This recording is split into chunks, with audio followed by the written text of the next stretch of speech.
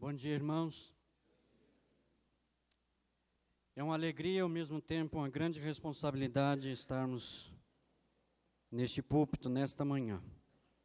E eu quero agradecer ao reverendo Emerson, que é o que deveria estar aqui, e a todos os pastores, o conselho da igreja, que nos franqueia, confia este lugar para podermos transmitir a palavra do Senhor. Quero convidá-los a curvarem as vossas frontes para orarmos. O texto já foi lido.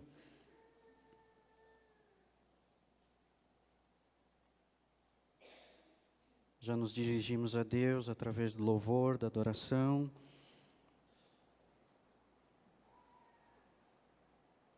Nosso Deus, em nome de Jesus, nós te pedimos a tua bênção, a graça, a iluminação, para poder comunicar a tua palavra, Senhor. As vidas que estão aqui te são preciosas porque foram compradas com teu sangue, pertencem a ti. E o Senhor escolheu edificar-nos, abençoar, instruir, confortar, consolar, exortar, através da pregação da tua palavra. Precisamos da graça, da bênção, para comunicá-la, na certeza que teu Espírito estará agindo tanto em nós quanto naqueles que irão nos ouvir. Te rogamos isto e oramos em nome de Jesus. Amém. Amém. Compromissos. É um termo que, quem sabe, não seja muito comum hoje, ou que não seja levado a sério. Basta olhar para o tempo de união de casais e percebe-se isto.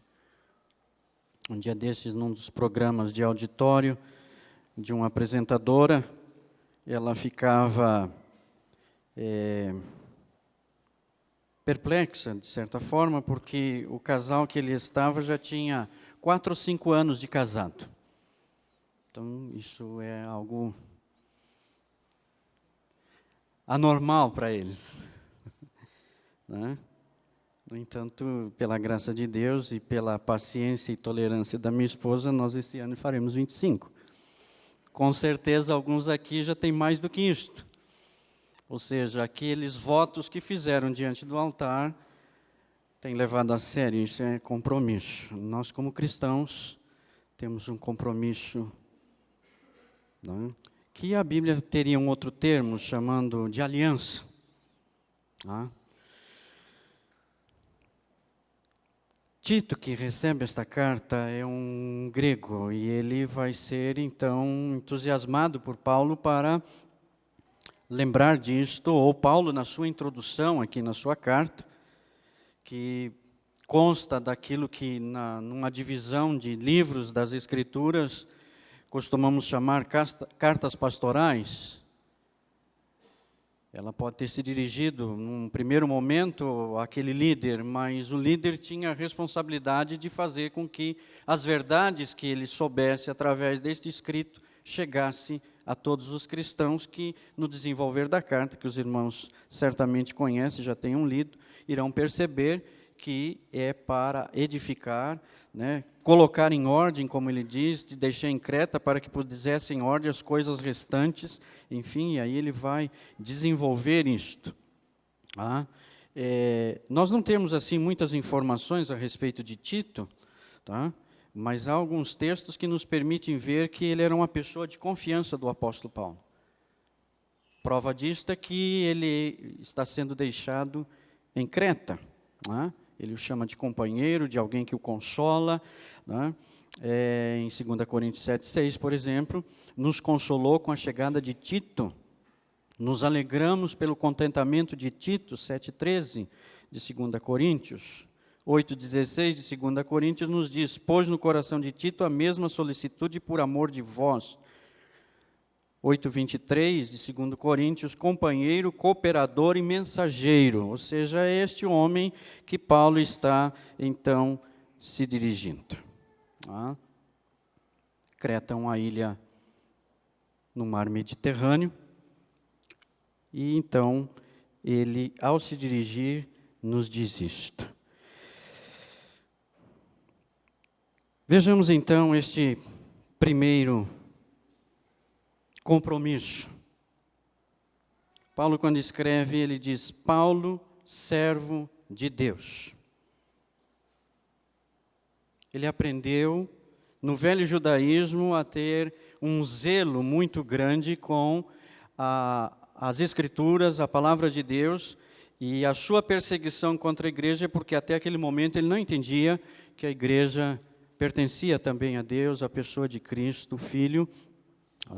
Mas quando ele é alcançado, ele vai entender isto. Tá? E ele então agora passa a se chamar servo. Um termo que quem sabe também não seja muito comum para nós hoje. Ou que traga algumas dificuldades para que entendamos isto, associar com rispidez, associar com um maltratamento. Embora que isto pudesse acontecer com grande frequência, mas quando nós olhamos as Escrituras, nós vamos ver que aqueles que Deus chama de servo, ou que se intitulam servo de Deus, ao contrário, eles têm um tratamento da parte de Deus, né? Lindo, cuidadoso, providencial em todas as circunstâncias. Né? E antes de qualquer outro compromisso, nós como cristãos precisamos entender que precisamos ter como servos. É muito comum hoje a gente ouvir gente querer ser príncipe, rainhas, né? Filhos do rei, e deixa de lado a questão de servo. Mas é um bom título para nós. Deve ser, né? Porque estamos servindo a Deus. E Paulo, creio que é a melhor pessoa, pelo menos no Novo Testamento, assim podemos dizer, que entendeu isto e conseguia olhar acima das circunstâncias todas as suas dificuldades que ele enfrentou. A ponto de não ver, por exemplo, as suas prisões como oriundas dos judeus ou do imperador, né, ou de qualquer outra fonte. E, inclusive, podia dizer que contribuía para o progresso do reino de Deus, ou seja, ele via que, mesmo preso, estava sendo instrumentos na mão de Deus, estava servindo. Tá? E aqui, no caso, ele, ao escrever a Tito, ele está fazendo uso do texto para servir a igreja e orientar aquele pastor que ali está em Creta. É interessante que o salmista, no Salmo 100, se expressa dizendo: servi ao Senhor com alegria. É interessante que nós temos um exemplo de alguém que serve, mas não com alegria, que é o profeta Jonas. Certamente é conhecido dos irmãos. Ele só vai para Nínive depois daquela experiência no ventre de um peixe. Mas mesmo depois de estar lá, ele ainda está aborrecido, ele questiona Deus, ou seja, ele serviu sem alegria, sem a motivação certa. E eu gostaria que entendêssemos que servir aqui não é apenas quando pregamos, quando ensinamos. Paulo vai desfazer isso, por exemplo, quando ele escreve aos Colossenses, dizendo: tudo o que fizerdes, fazei de todo o coração, como ao Senhor. Ou seja, a sua atividade na empresa, no escritório, na faculdade, na escola, em casa, é uma oportunidade que você tem de estar servindo ao Senhor. E este servir ao Senhor passa por servir ao nosso próximo, que é o que Paulo está fazendo aqui.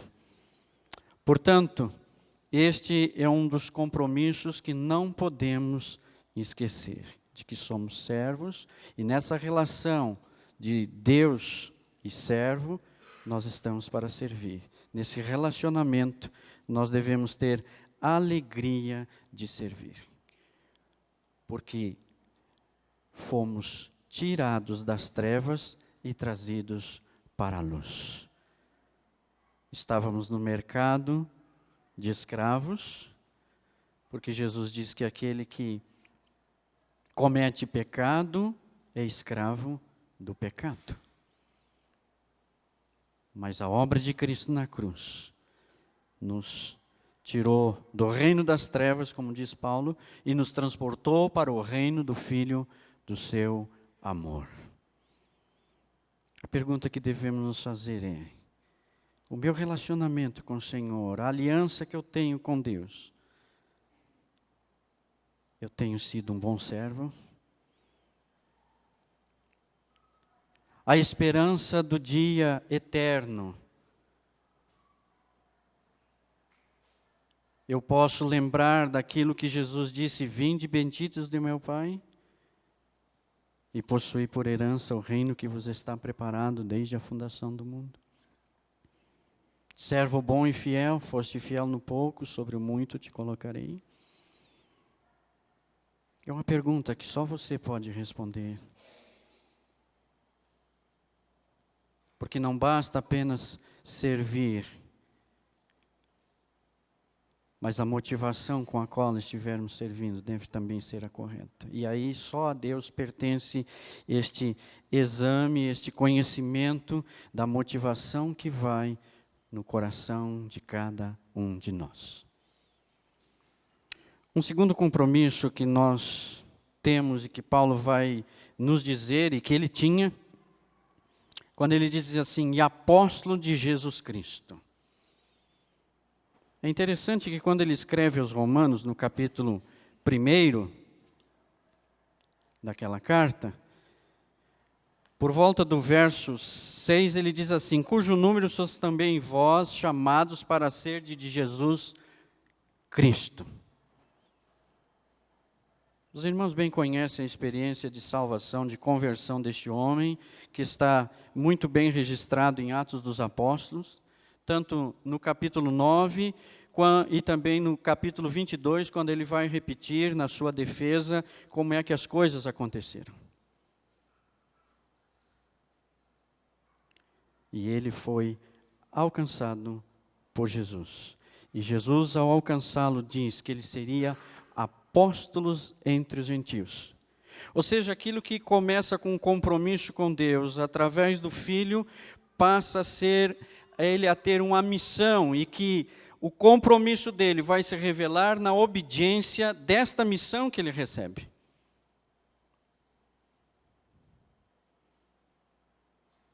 Ou seja, não é apenas algo, uma ideia, um conceito, mas passa a ser algo muito prático e visível na vida de Paulo. E Tito, que conviveu com ele, viajou com ele, esteve com ele em algumas situações, como por exemplo, no concílio que acontece em Atos 15, quando a igreja precisava definir o que gentios fariam ou não fariam, se o judaísmo influenciaria o cristianismo, exigindo deles a observância de cerimônias e de ritos. Ele percebe então este zelo, este cuidado de Paulo pela igreja gentia, a quem Deus o tinha enviado, a quem ele era apóstolo. Ele recebe esta comissão diretamente do Senhor Jesus. Ele se considerava assim um apóstolo nascido fora de tempo, um dos menores dos apóstolos, mas ele sabia que ele tinha sido enviado pelo mesmo Senhor. Ele não foi aceito nas igrejas da Judéia, mas Deus o tinha preparado para que ele fosse apóstolo entre os gentios. E graças a Deus, porque se dependesse da igreja judia, o evangelho teria ficado restrito apenas a eles. A gente lê Atos 13, por exemplo, e vai encontrar, aliás, pouco antes, vai encontrar a Bíblia dizendo que alguns judeus que foram dispersos não anunciavam o evangelho, senão aos próprios judeus. Mas a Bíblia diz que alguns gregos o fizeram. E a igreja que se torna o centro missionário de envio de missionários é a igreja de Antioquia e não a de Jerusalém. Justamente onde o apóstolo Paulo estava. Pois tinha sido levado por Barnabé para ajudá-lo naquela ocasião. E o compromisso dele, ele vive intensamente durante toda a sua vida. As privações que ele teve em cadeias não o impediu de continuar servindo. Foi quando ele escreveu a maioria das suas cartas, para que a igreja fosse edificada, fosse corrigida, fosse instruída, para poder continuar caminhando conforme a vontade de Deus. Servir ao Senhor. Compromisso que Paulo tinha, não era apenas com Deus Pai, mas com Deus Filho. E aí ele diz, que apóstolo é enviado? Creio que nós não temos problemas em entender que não existem mais apóstolos hoje. Mas à luz de Mateus 28, nós temos claramente um mandato de Jesus dado a todos os seus discípulos naquela oportunidade. Ide por todo o mundo e pregai o evangelho a toda a criatura. O título pode não existir para nós como para Paulo, mas nós somos incluídos e Tito está nisto. Ele está em Creta justamente enviado para ser bênção ali, servir aquela igreja. Mas Paulo está dizendo, eu também sou. Alguém que o tinha instruído, o tinha acompanhado, o tinha discipulado e que agora ele podia confiar àquela igreja para que ele exercesse o seu ministério pastoral ali, edificando aquela igreja, né, escolhendo homens para o presbiterato, né, e instruindo e ensinando aquela igreja, combatendo as heresias que ali estavam, os insubordinados, né, os enganadores, especialmente os da circuncisão. Eu gosto destas expressões porque ela vem de um judeu que havia perseguido a igreja no desejo de preservar justamente estas coisas. Mas que agora, transformado por Cristo, entendendo o Evangelho, tendo uma visão correta das Escrituras do Antigo Testamento, ele pode entender que Cristo cumpriu todas estas coisas. E que os gentios não precisam disto. Então Tito está lá para abençoar aquela igreja com essa instrução.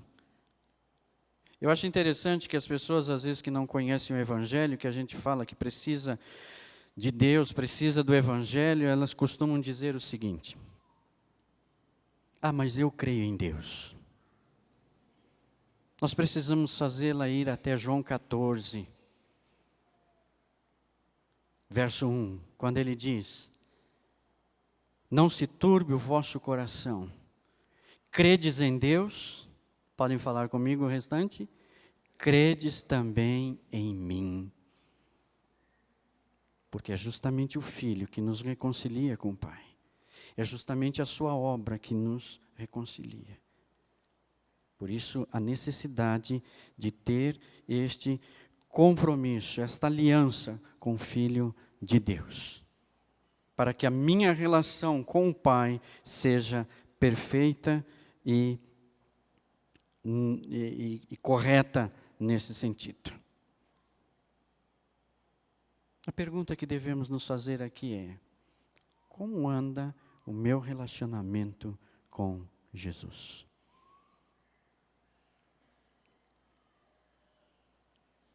Eu tenho visto ao longo do ministério que muitos irmãos se esforçam, se fazem de tudo, fazem algumas renúncias para participarem a quantidade maior de reuniões possíveis, para dizer, eu estou aqui, eu sou crente, né? E aí, pastor, quando é que eu vou batizar? Quando é que eu vou professar a fé? E a quase todos eles eu tenho dito o seguinte: espero que você não desapareça depois que fizer isso. Mas acaba acontecendo. Uma das moças que professou a fé agora em dezembro, agora em abril, praticamente nós não vimos ela durante um mês todo.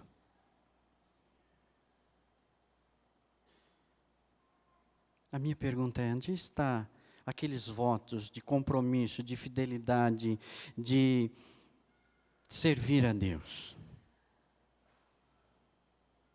A justificativa dela é que ela trabalha no escritório de contabilidade e durante o mês de abril o serviço triplica, quadriplica, né? Quem sabe, se tem algum que trabalha nessa área, sabe. Época de pagar a dona Dilma, né? Mas eu tenho certeza que no domingo à noite o escritório não funcionava. E uma moça que não tem, que se sente cansada.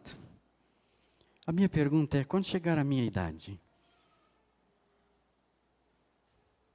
se agora já como jovem, no vigor, percebem? São coisas que nós precisamos estar sempre revendo, renovando. Entendemos os compromissos, as ocupações que os irmãos têm, com certeza os seus horários.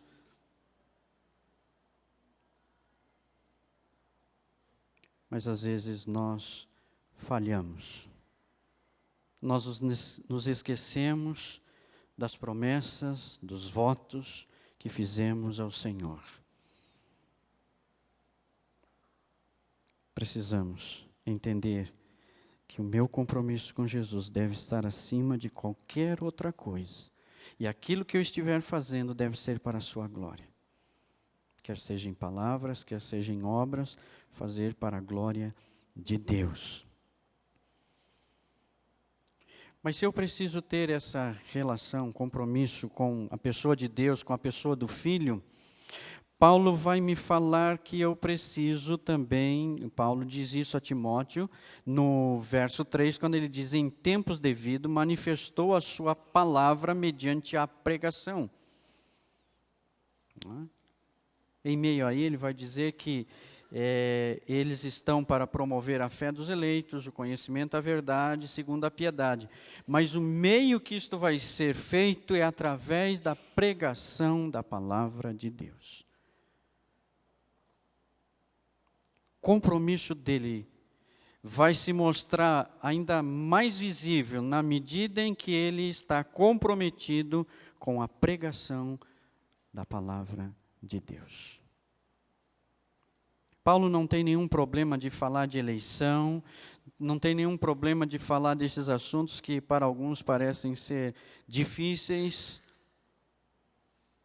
Eu confesso que alguns anos atrás eu levei alguns sustos com irmãos que, anos andando com o Senhor, manuseando as Escrituras, têm dificuldade. São assuntos difíceis, são. Mas Paulo diz que ele, Tito, estavam ali para promover a fé que é dos eleitos. E o meio pelo qual Deus faria isso, e que eles precisavam ter compromisso, é com a pregação da palavra. Ou seja, ter uma relação muito próxima, um comprometimento muito grande com a verdade.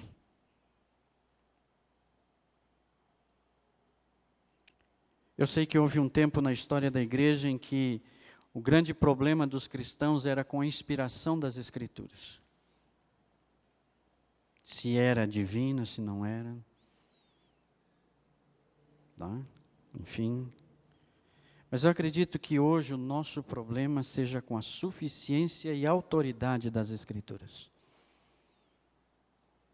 Nós lemos o livro, nós conhecemos o livro, mas temos dificuldade de aplicar as verdades no tempo presente.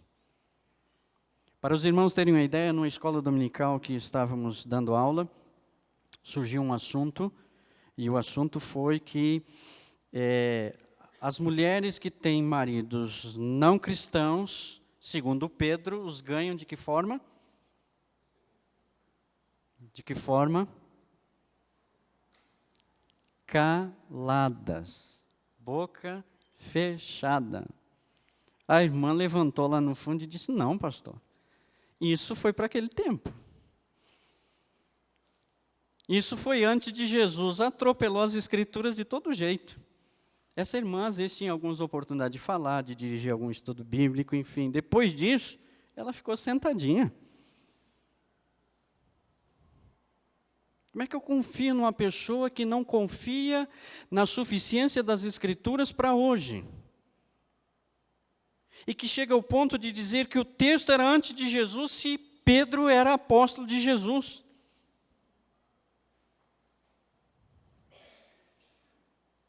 Eis a razão por que está tudo aí que temos visto, as práticas mais esquisitas, porque não há um compromisso com a palavra de Deus. É capaz que as pessoas conheçam melhor os artistas, a história deles, a biografia deles, e tantos outros. Com isso eu não estou dizendo que sou contra conhecimentos gerais de forma alguma. O que eu estou tentando dizer é que nós temos um cristianismo numa grande quantidade sem compromisso com a palavra de Deus. Por exemplo, quando eu chego numa igreja para começar a pastorear, uma das coisas que eu costumo dizer é: não faço casamento mistos. O que é isto? Um jovem cristão com um não cristão. Já me protejo para não ter que chegar na hora, de última hora, convites prontos, dizer não faço. Mas tem sempre aqueles que dizem: mas eu conheço alguém. Eu digo: eu sei, toda regra tem exceção, e Deus também age dessa forma em algumas circunstâncias. Mas a gente conhece muito mais irmãos ou irmãs que, na esperança de que o marido se convertesse, até hoje não se converteu. Há uma experiência na igreja de Pimenta que os mais antigos conhecem, de vez em quando eles trazem à luz isto. Uma moça, dentista, que casou com um não cristão, muito tempo atrás. E os irmãos, na hora dos cumprimentos na porta, ouviram do marido dela agora as seguintes expressões: foi a última vez que você veio aqui. Ela continua morando em Pimenta, mas nunca mais voltou na igreja. As pessoas às vezes têm dificuldade de crer em algumas orientações que são claras da palavra de Deus. E na esperança da misericórdia de Deus, Ele é misericordioso, se arriscam.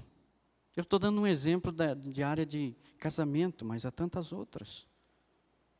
Você pode aplicar isso em negócios, fazer uma sociedade com quem não é crente. Quem já fez sabe da dificuldade, os princípios que o cara tem, e você, às vezes, por ser piedoso, zeloso, quer que a coisa ande de outra maneira e encontra dificuldade.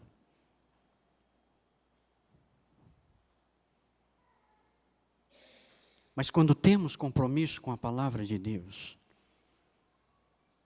e Paulo deixa isso claro que ele tinha,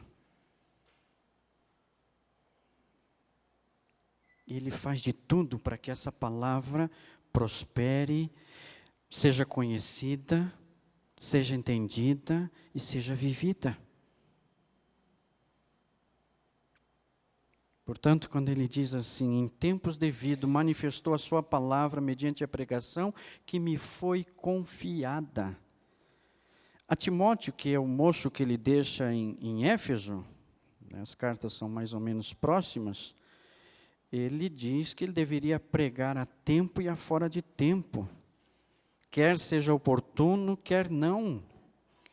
Corrige, repreende, exorta com toda longanimidade e doutrina, pois haverá tempo em que não suportarão a sã doutrina, pelo contrário, cercar-se-ão de mestres, segundo as suas próprias cobiças, como sentindo coceiras nos ouvidos, e se recusarão a dar ouvidos à verdade, entregando-se a fábulas.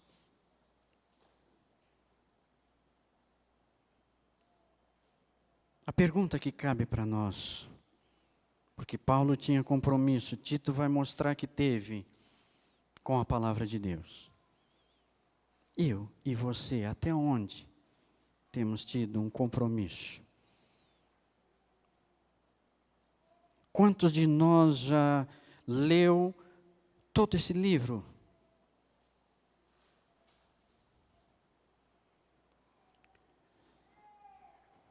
Quantos de nós medita nele todos os dias? Acredito que aqui a maioria faça isso, né? Que através da minha filha a gente sabe como é que funciona o discipulado, as tarefas, né? E aquela agenda semanal de meditação, né? Que eu não lembro aí o nome agora. Enfim, louvado seja Deus.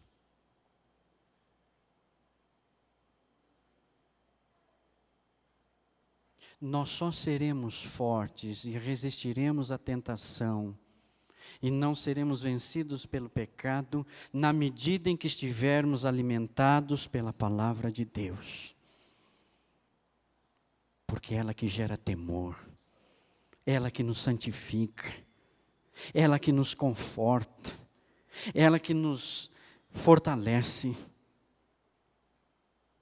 Eu acho interessante a palavra de Jesus na sua primeira tentação, quando ele diz, não só de pão viverá o homem, mas de toda a palavra que procede da boca de Deus. Toda. E quando ele diz toda aqui, ele está se referindo naquele momento a só o Antigo Testamento ainda. Hoje nós temos o Novo. Quando Paulo escreve, este mesmo homem escreve aos Romanos, no capítulo 15, verso 4, ele vai dizer as seguintes palavras.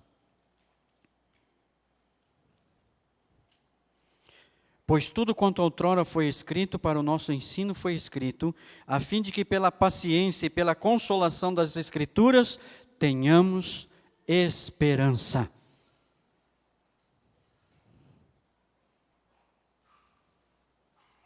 A sua esperança está em Deus? Se ela estiver, é porque passa pela sua palavra, pelo que ele disse, pelas suas promessas.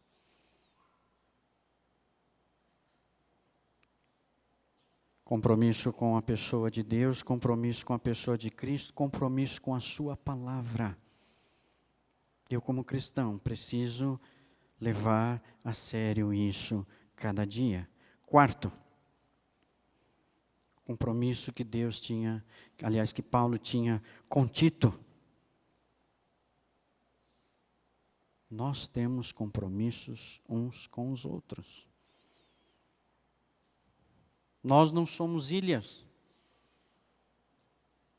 Aliás, todas as figuras que Paulo vai usar em relação à igreja têm a ver com comunidade, com uma quantidade. Você pensa numa figueira, você pensa numa videira, você pensa numa família, você pensa num rebanho, você pensa num corpo. Ele não é feito de um único.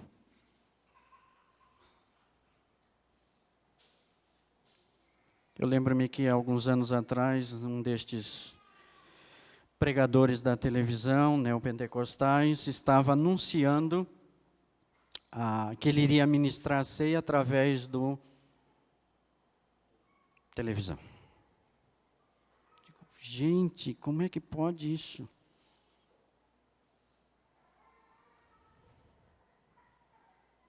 Mas certamente tem gente fazendo isso.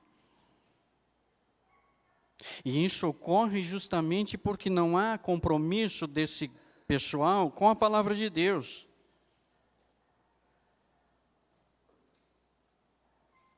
Não há compromisso com a verdade. Aí eles fazem o que acham melhor, o que acham mais fácil, o que... Né? E aí eu costumo dizer que há uma concorrência desleal com a gente. Porque aquilo que às vezes a gente não faz aqui, o da esquina ali está fazendo. E a pessoa prefere ir para lá, porque lá ela se acomoda melhor. É o que Paulo disse a Timóteo. Se cercam de mestres, segundo o que querem. Mas Paulo diz aí no capítulo 1, verso 4 de Tito, Tito, verdadeiro filho segundo a fé, comum, graça e paz da parte de Deus Pai e de Cristo Jesus, nosso Senhor. Paulo era capaz de ter compromisso com pessoas, se relacionar com pessoas. E ele então tem com Tito aqui no caso.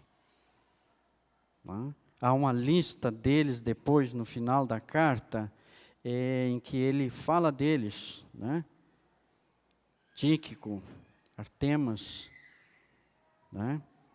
E ele vai então ter estes companheiros de ministério. Ou seja, o nosso relacionamento, os nossos compromissos não apenas passam por Deus, pela pessoa de Cristo, com o Espírito Santo, né? Porque tudo isto é possível através da ação do Espírito Santo, embora ele não faça menção aqui no texto, mas a gente sabe que esta transformação, esta nova vida, esta nova maneira de ver o reino de Deus, a sua vontade, é fruto dessa operosidade do Espírito Santo. E é Ele que junta pessoas das mais diferentes. E os irmãos aqui têm essa experiência muito linda de várias culturas. Em Pimenta Bueno hoje funciona uma escola de indígenas e tem 7 ou 8 etnias estudando junto. E às vezes eles têm algumas programações que nos chamam, eu vou. Aí um dia desse eu falei para o diretor da escola, eu estou me sentindo um estranho na minha terra, porque todos eles cantavam na sua própria língua. Eu mal sei o português, não entendia nada do que eles estavam cantando. Mas eu sei que era para Deus. Sei que estavam exaltando ao Senhor. Mas esse é a beleza do Evangelho, unir pessoas, unir culturas. A gente vê, por exemplo, uma experiência na vida de Paulo, que ele, numa segunda viagem missionária, Barnabé quer levar João Marcos, ele disse, não, o cara nos abandonou na primeira. Mas quando a gente lê a segunda carta dele a Timóteo, ele diz, traz João Marco, porque me é útil. Pode haver, às vezes, atritos, desavenças entre nós, desentendimentos, mas isso não pode perdurar. Nós temos um compromisso de nos edificar uns aos outros. Deus, em lugar nenhum nas Escrituras, Deus disse que deu todos os dons a um só, que não vai precisar de mais ninguém. Ao contrário, Ele distribui para que no exercício deles todos sejam edificados. Paulo entendia isso. E Paulo louva a Deus por poder ter Tito e agora mandar para Creta, para que ele pudesse abençoar aquela igreja, enfim. A pergunta que devemos nos fazer é a nossa relação, os nossos compromissos de apoiarmos uns aos outros. Eu costumo dizer, quando alguém professa fé, é batizado na igreja, antes de encerrar, eu digo, meu irmão, seja bênção para essa igreja, e que esta igreja seja bênção na sua vida. É mútuo.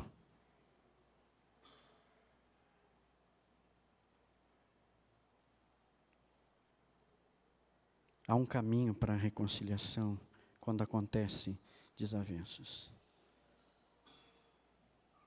E que o nosso compromisso com o Senhor, com a Trindade, com a palavra, possa nos levar a sentirmos compromisso com os nossos irmãos, para ajudá-los na sua caminhada, para que eles possam vencer como cristãos no dia a dia. Amém? Paulo, portanto, deixa bastante claro o seu compromisso naquilo que escreve, naquilo que ele diz a Tito, e de como ele deveria, então, viver ali em Creta. Eu espero que Deus sonde o meu e o seu coração à luz disto. E que se os nossos compromissos não estão prejudicados, louvado seja Deus, ou com o Senhor, com Cristo, com a sua palavra, ou com algum irmão, louvado seja Deus. Mas se estiver, Deus nos dá a oportunidade de renovarmos, de rever e de restaurar isto para a sua glória. Deus abençoe os irmãos, em nome de Jesus. Amém.